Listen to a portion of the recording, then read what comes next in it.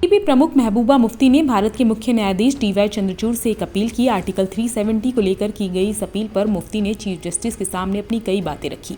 PDP प्रमुख और पूर्व सीएम महबूबा मुफ्ती ने मुख्य न्यायाधीश डीवाई चंद्रचूड़ को अनुच्छेद 370 की याद दिलाई और उनसे इसे हटाने को चुनौती देने वाली याचिकाओं के एक समूह की शीघ्र सुनवाई करने का आग्रह भी किया।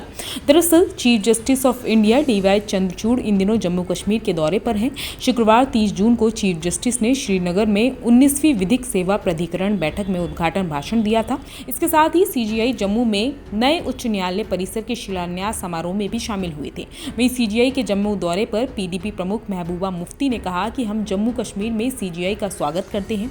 मुफ्ती ने आगे कहा कि चीफ जस्टिस को अनुच्छेद 370 और विशेष स्थिति बनाए रखने के लिए देश के लोगों की प्रतिबद्धता की याद दिलाना चाहते हैं। मुफ्ती ने आगे कहा कि हम सीजीआई का ध्यान उन याचिकाओं की ओर आकर्षित करना चाहते हैं जो पिछले 4 वर्षों से सुप्रीम कोर्ट में लंबित हैं और उन लोगों की दुर्दशा की ओर भी हैं, विशेष रूप से युवा जो बिना किसी मुकदमे के जम्मू कश्मीर के भीतर और बाहर जेलों में हैं। महबूबा ने आगे कहा कि people's democratic party PDP, national conference NC और जम्मू कश्मीर की अन्य पार्टियों ने जम्मू कश्मीर को विशेष दर्जा देने वाले अनुच्छेद 370 को खत्म करने का विरोध किया है।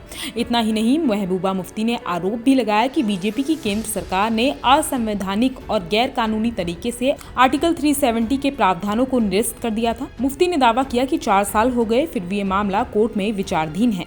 हमारे हजारों युवा बिना किसी मुकदमे के जेल में बंद है। यह एक प्रक्रिया की सजा बन गई है। उन्होंने कहा कि जम्मू कश्मीर का भारत में विलय मर्जी से हुआ, मजबूरी से नहीं, तो फिर इसे संविधान के दिए गए बुनियादी अधिकारों और गारंटी से क्यों वंचित किया जा रहा है। मुफ्ती ने कहा कि मुझे पूरी उम्मीद है कि आपकी उपस्थिति इन गंभीर मुद्दों पर प्रकाश डालेगी। ब्यूरो रिपोर्ट, देवभूमि इनसाइडर। आज ही डाउनलोड करें देवभूमि इनसाइडर ऐप।